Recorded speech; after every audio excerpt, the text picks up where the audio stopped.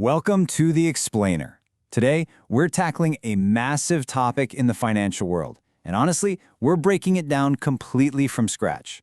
You know, if you've ever looked at the stock market and just felt totally overwhelmed by all the choices, the endless charts, and the sheer amount of research involved, well, you are definitely not alone. Today, we're demystifying a highly popular financial tool designed to fix exactly that problem. So let me start off by asking you this. What if you could invest in 50 companies with just one click and trade at any time, like a stock? In this explainer, you'll understand ETFs in the simplest way and whether they are actually better than mutual funds. Okay, let's dive right into this. Here is our roadmap. We'll establish what ETFs are, crack open the hood to see how they work, explore their benefits, compare them head-to-head with mutual funds, look at the different types out there, and finally figure out if they fit your specific investing profile. All right, Section 1. What are ETFs? Or as I like to call it, the simplest way to invest. So ETF literally stands for Exchange Traded Fund, but the absolute simplest definition you need to remember is this little equation right here. An ETF equals a mutual fund plus stock trading. It's basically a type of investment fund that holds a collection of assets, think stocks or bonds.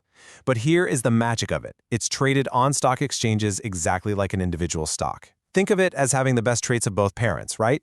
Like a mutual fund, it's instantly diversified, meaning your money is spread out rather than relying on the success of just one single company. But just like a regular stock, you have the total freedom to buy and sell it anytime you want during active market hours. That sounds pretty great in theory, but let's move to Section 2. How do ETFs actually work? Let's get into the mechanics of basket investing. Let's follow the money and see how this builds step by step. Step 1. The ETF collects money from a huge pool of investors, like us. Step 2. The fund managers take that pooled money and invest it into a specific basket of assets.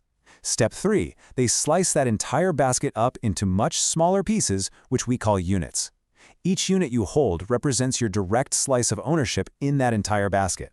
And finally, Step 4. Those individual units are listed on the open market, where they can be bought or sold freely on the exchanges.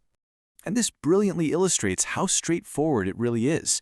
Let's look at a quick example using a Nifty ETF. This specific ETF is designed to track the Nifty 50 index. If the overall Nifty index goes up by exactly 1% on any given day, well, your Nifty ETF also increases by approximately 1%. It's literally engineered to mirror the market's movements, keeping things incredibly simple for you. Now that we know how they function, let's look at Section 3. The key benefits of ETFs, and really, why investors absolutely love them.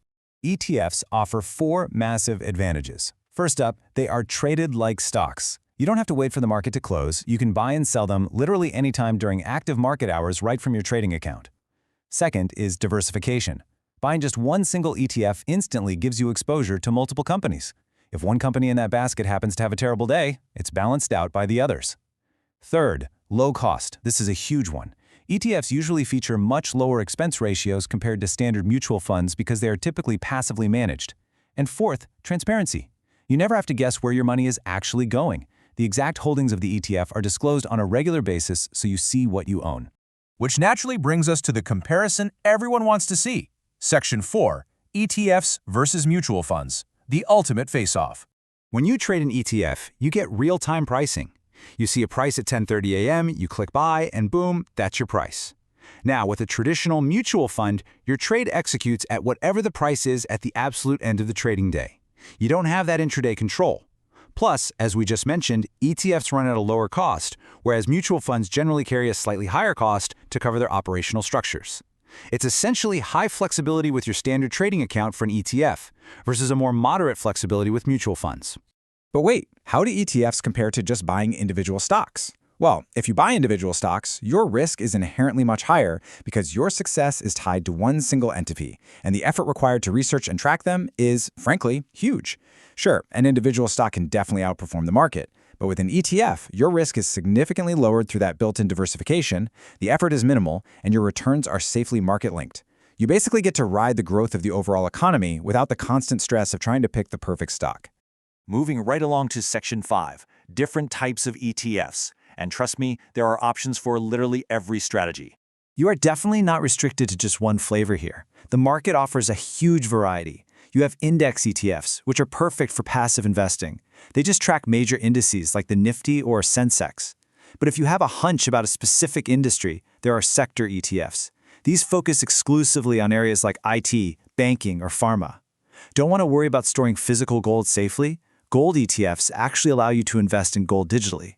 And if you want to diversify outside your home country, international ETFs let you invest in global markets, completely expanding your horizons.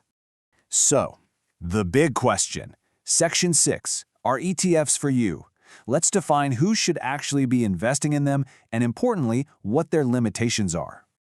Let's look at the ideal candidate first. ETFs are absolutely perfect for beginners. They are fantastic for passive investors who want to buy, hold, and completely ignore those stressful daily charts. They're also the go-to choice for people who want low-cost investing and prefer tracking an index rather than furiously trying to beat it. But we have to look at the limitations to be fair.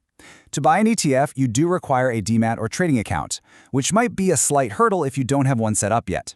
Also, liquidity can vary. While massive index ETFs trade instantly, some highly specific niche ETFs might take a bit longer to buy or sell. Finally, there is no active management. Nobody is sitting at a desk trying to dynamically shift the assets around to beat the market. You are strictly matching the market's performance. All of this analysis really leads us to this final, powerful insight. ETFs combine the simplicity of mutual funds with the flexibility of stocks. They are undeniably one of the simplest ways to access the market with built-in diversification and lower costs. If you want simple and smart investing, ETFs are a great option. They're ideal for anyone focusing on an efficient, long-term approach to growing their wealth. But mastering ETFs brings up an entirely new, fascinating question. ETF versus index fund. Which should you actually choose? I mean, they sound so incredibly similar, but the nuances are critical for your wallet. Make sure to hit subscribe so you don't miss our next explainer where we put them head to head. Until then, keep learning and keep investing smart.